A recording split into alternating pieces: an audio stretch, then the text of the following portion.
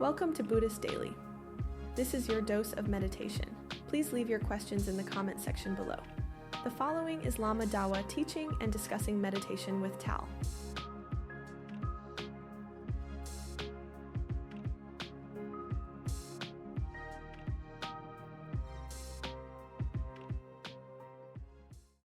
Hello, everybody. This is Tal and Lama Dawa. We're going to be doing a meditation series of podcasts once a week. I'm going to ask Lama Dawa questions on how to meditate and what is meditation about and different aspects of meditation so that we can get a clearer understanding of what we should be doing, what we should expect, and how we should go about it. So I'm going to get right into it. Lama Dawa, what is the best way, or what should someone expect while they're meditating? So part of this question is like, how should they sit? How should they breathe? Should their eyes be open or closed? I mean, get into the details of how long should a beginner start meditating for? Basically, this is up to the individual. None of this is, being dictated to people or forcing anyone into anything. The key idea about meditation is it should be as natural as possible. We're working with our nature of mind, and everything ideally is as relaxed as possible. If we have a lot of expectations or mental sort of tension or tightness, that's counterproductive, right? That's sort of the opposite of what we're striving for. So approaching this in a kind of organic, natural way is the best approach. The posture should be natural, but a sense of dignity, being upright, having good posture, and the mind should be relaxed. Hopefully we come to our meditation in kind of a good frame of mind, hopefully with not a lot of too much stress and anxiety. But if we do, that's okay. We're just here to show up. So we show up physically and we try to show up mentally. We start with perhaps a couple moments of silence where we can just sort of sit and try to kind of let go of our day, of our stress, of our stories, and give ourselves permission to take a little sort of time out for ourselves. Now, the notion of meditation is that we are training our mind.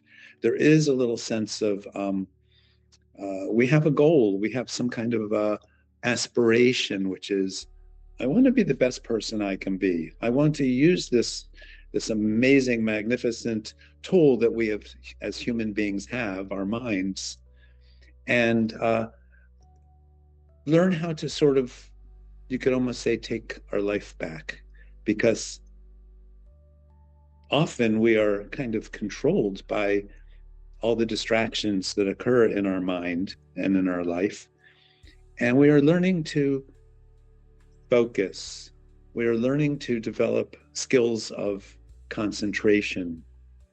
So how long? You ask, how long should we sit for beginners? Again, we don't want it to be too short because then there's no benefit. We don't want it to be too long because people will either get bored or antsy, and so we want to find some kind of sweet spot, something that feels comfortable. I would suggest for many beginners, just start with 10 minutes or so. And you can gradually increase that. You can increase it after maybe a few weeks or a few months, get up to 15 minutes, and then later on, if you're really finding this useful, you can even extend it beyond that.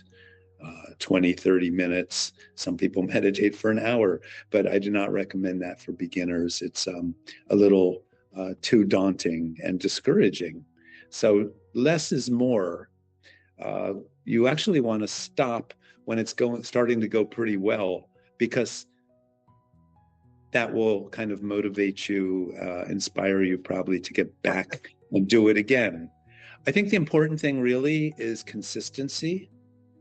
Ideally, we make this a daily practice, just kind of, you could say, plug in for 10 minutes every day, ideally around the same time. Generally, it's recommended in the morning because we haven't gotten all involved in all the activities of our day yet. And the mind is kind of fairly fresh in the morning. If you want to have a cup of tea or coffee or hot water or something, that's great.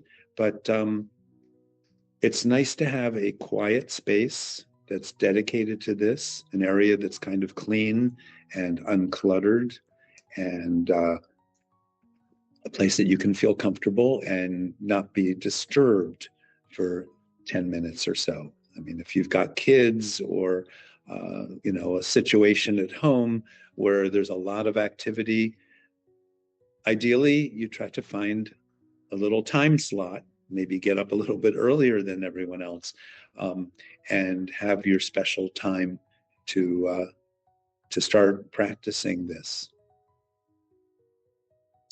So I have a couple of things that I thought of while you were talking. First, 10 minutes seems like a short period for most people, but when you're in meditation alone, silent with your mind, it's actually quite a long time.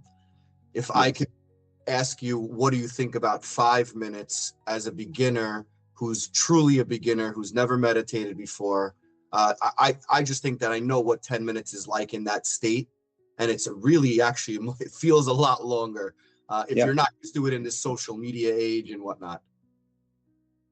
Well, this is very true. And maybe for many people, 5 minutes, 6 minutes is okay. If you have a little timer, that's fine. Why not start with 5 minutes? Anything using a timer, by the way? Up to the person. It's actually not a bad idea, because if you have a timer, then you don't have to be thinking, oh, is this going to be ending soon, or how much time is left? You just give that to the timer and I'm just going to go until the timer tells me it's time to stop.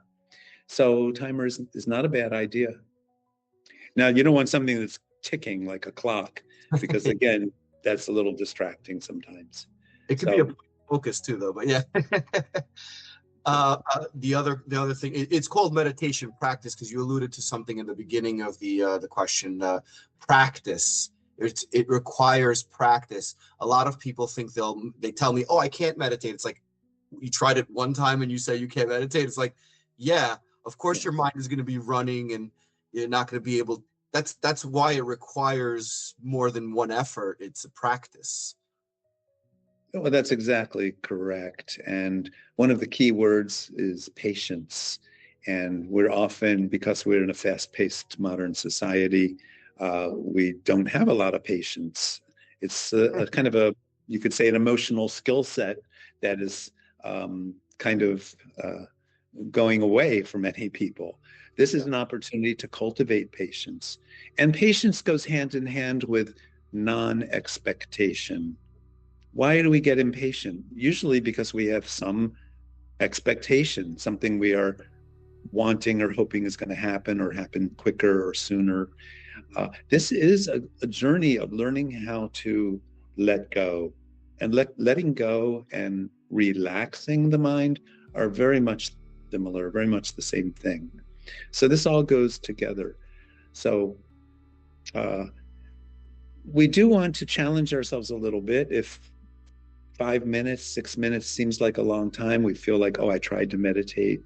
You do want to be consistent too. So when you're first starting, not to say that 10 minutes is too long, but it is quite a lot. I'm just throwing out my observation and being a beginner myself, a true beginner. You've been doing this for quite a long time. So 10 minutes is like a drop in the bucket for you. But for true beginners, if 10 minutes isn't a small amount of time, I'm just throwing that out there.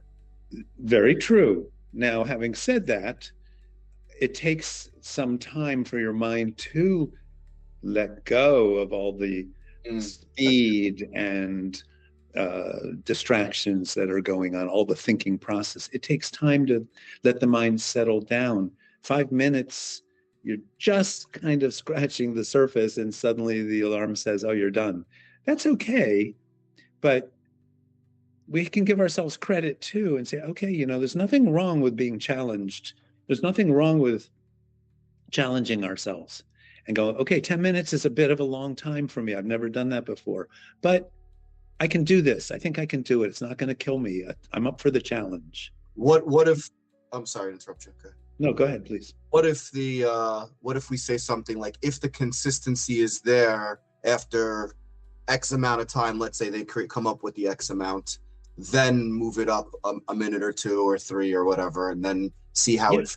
And as soon as you might notice that your consistency degrades, then pull it back to wherever it was not degraded, whatever time frame that might be. Because you were saying that consistency is the key here. So that's why I throw out the 5 minutes, because if you don't, in the beginning, you're not even sure what you're trying to do. There's a lot of things going on. Your mind is racing and going in a million, pulling you into the past and the future. And it can be daunting to try to just throw. Okay. I think we said enough on that part. People get it. One other thing that I wanted to comment on is just a comment or to add to what you were saying. Starting your practice or doing your practice at the beginning of the day, it's good for all the reasons that you mentioned, but there's an additional thing that I think it actually sets the tone of your mind for the day as well. Whereas you might be less likely to anger or be impatient later in the day because you gave it a good baseline from the get-go. What do you think of that? I think it's very true. I think of it as mental floss. Like we have dental floss, we have mental floss, and we don't start our day without usually taking a shower and certainly brushing our teeth.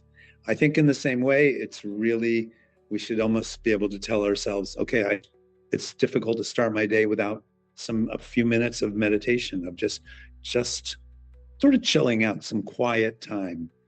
Again, this sort of mental hygiene of, I'm just going to